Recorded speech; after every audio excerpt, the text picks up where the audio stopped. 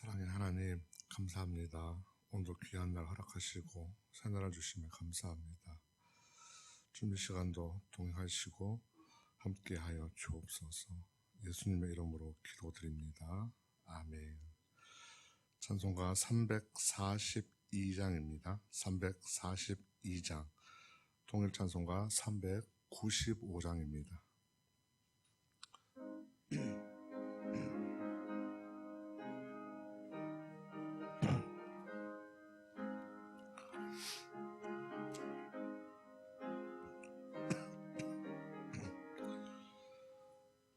너 시험을 당해 죄 짓지 말고 너 용기를 다해 곧 물리치라. 너 시험을 이겨 새 힘을 얻고 주 예수를 믿어 늘 승리하라. 우리 구주의 힘과 그의 위로를 빌라. 주님 내 편에 서서 항상 도우시리. 내 친구를 삼가 잘 선택하고 너 언행을 삼가 늘 조심하라. 너 열심을 다해 늘 충성하고 온 정성을 다해 주 봉사하라. 우리 구주의 힘과 그의 위로를 빌라. 주님 내 편에 서서 항상 도우시리. 잘 이기는 자는 상 받으리니 너 낙심치 말고 늘 전진하라. 내 구세주 예수 힘 주시리니 주 예수를 믿어 늘 승리하라. 우리 구주의 힘과 그의 위로를 빌라. 주님 내 편에 서서 항상 도우시리. 사무엘하 24장입니다. 사무엘하 24장 1절부터 14절까지 말씀 보시겠습니다. 사무엘하 24장 1절부터 14절까지 한 절씩 우리 교독하시겠습니다.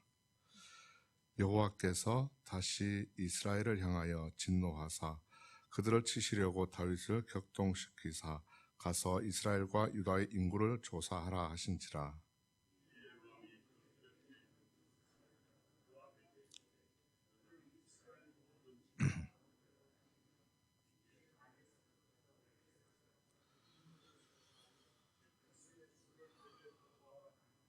요압이 왕께 아뢰되 이 백성이 얼마든지 왕의 하나님 여호와께서 100배나 더하게 하사 내 주 왕의 눈으로 보게 하시기를 원하나이다. 그런데 내 주 왕은 어찌하여 이런 일을 기뻐하시나이까 하되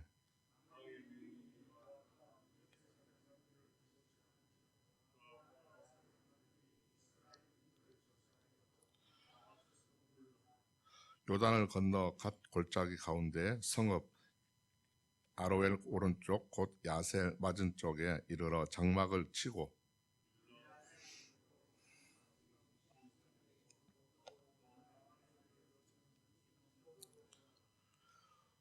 두로 견고한 성에 이르고 히윗 사람과 가나안 사람과 모든 성읍에 이르러 유다 남쪽으로 나와 부엘셀바에 이르니라.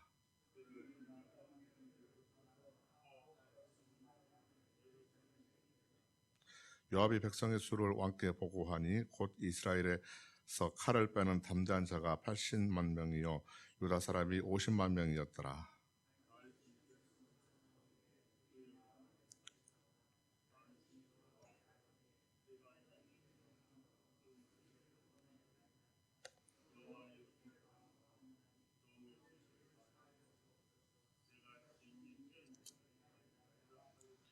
다윗이 아침에 일어날 때에 여호와의 말씀이 다윗의 선견자 된 선지자 갓에게 임하여 이르시되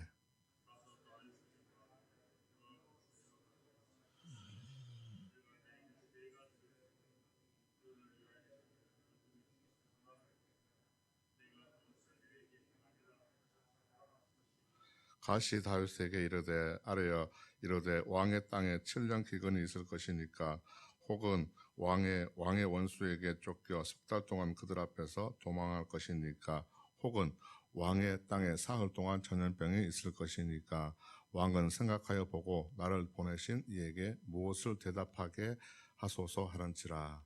다윗이 갓에게 이르되 내가 고통 중에 있도다. 청하건대 여호와께서는 긍휼이 크시니 우리가 여호와의 손에 빠져 있고 내가 사람의 손에 빠지지 아니하기를 원하노라 하는지라.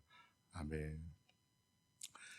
예, 드디어 이제 사무엘 하가 24장 마지막에 이르렀습니다.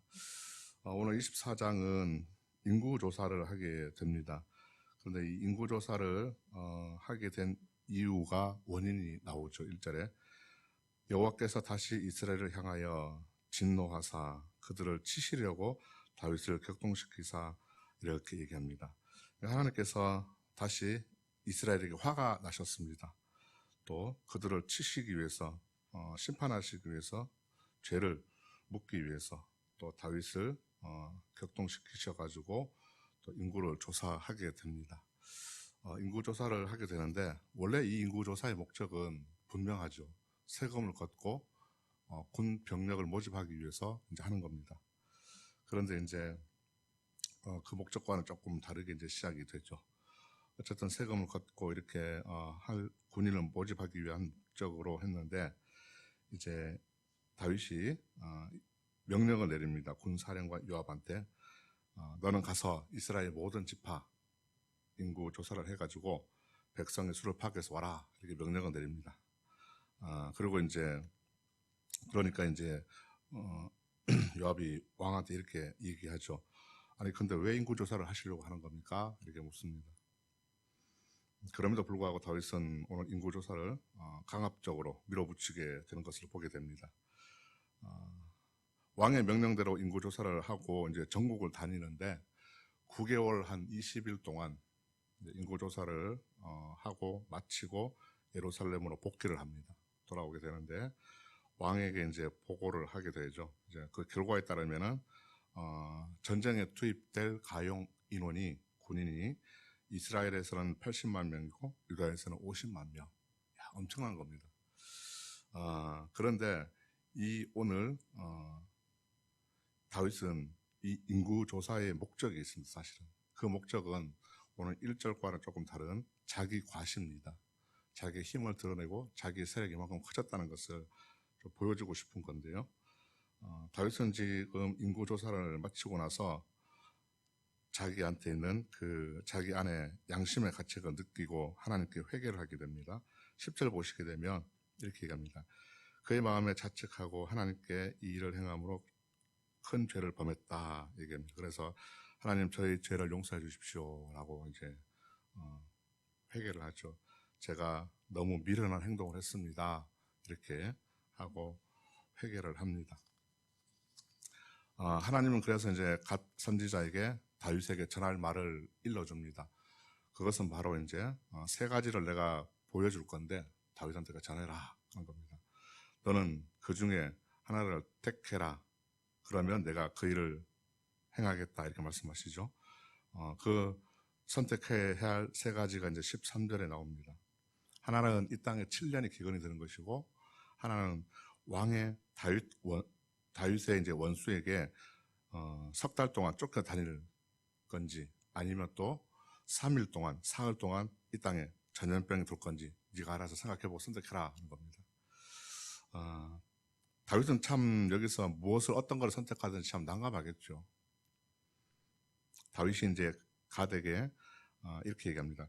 내 입장이 곤란하지만 나는 사람보다는 바라는 것은 하나님 앞에 벌 받기를 원한다 이런 고백을 합니다. 다윗은 비록 인구 조사를 통해서 자기의 세력을 과시하고 또 내가 이만큼 나라를 강대국으로 만들어 놓은 이 공을 자기 스스로 뿌듯함을 느끼기 위해서 한번 이제 다시금 확인하고 싶고 또 자랑하고 싶었습니다. 내가 이만큼 나라를 키워왔지라는 생각이 좀 많았거든요. 하나님이 자신의 삶에 지금까지 인도하시고 또 구원을 베푸신 것을 그동안 찬양을 했습니다.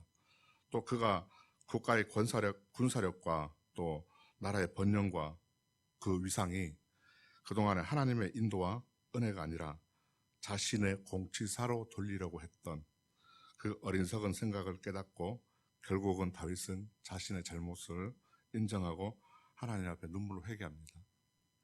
하나님을 신뢰하기보다는 자기 자신을 더 믿었던 그 죄를 다윗은 이제 깨닫습니다.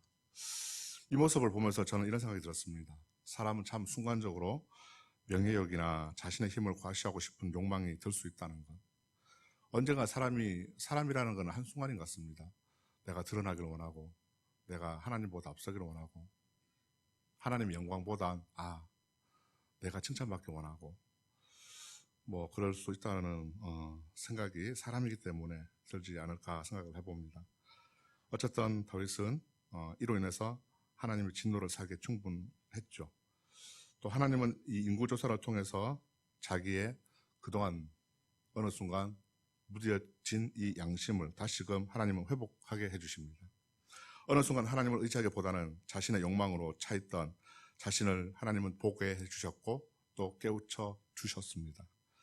그로 인해서 다윗에게 진정한 참 회개할 기회를 하나님은 주셨는데요.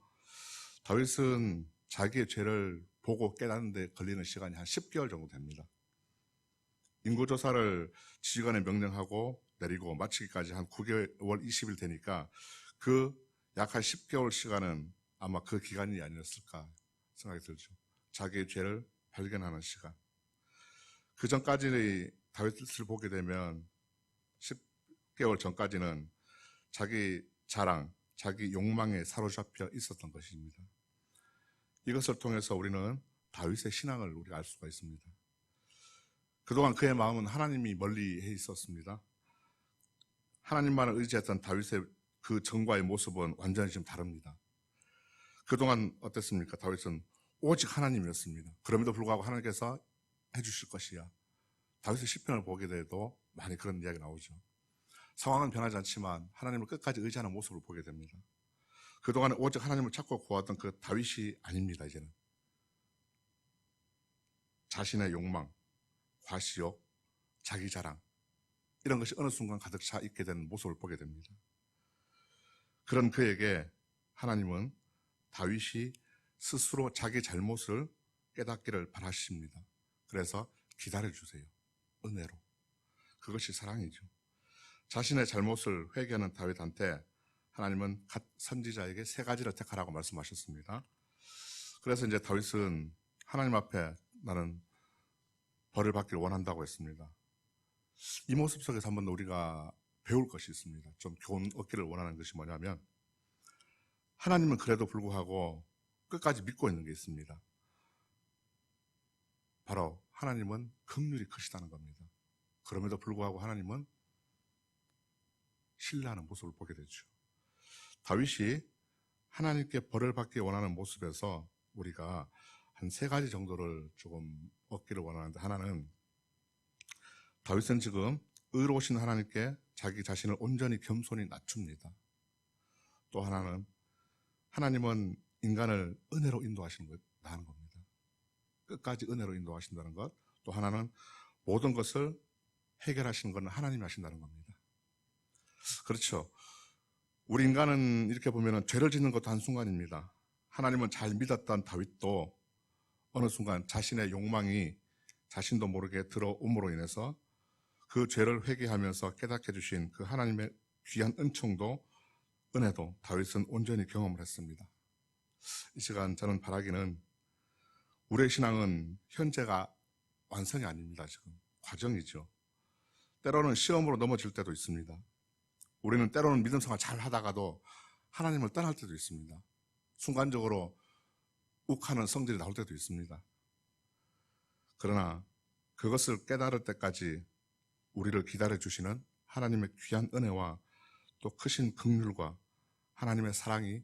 우리에게 함께 하신다는 것을 기억하시기 바랍니다. 이 속에서 하나님의 크신 긍휼, 그 사랑 안에서 오늘 하루도 하나님을 더욱더 의지하면서 살아가는 귀한 은혜가 있기를 축복합니다. 기도하겠습니다.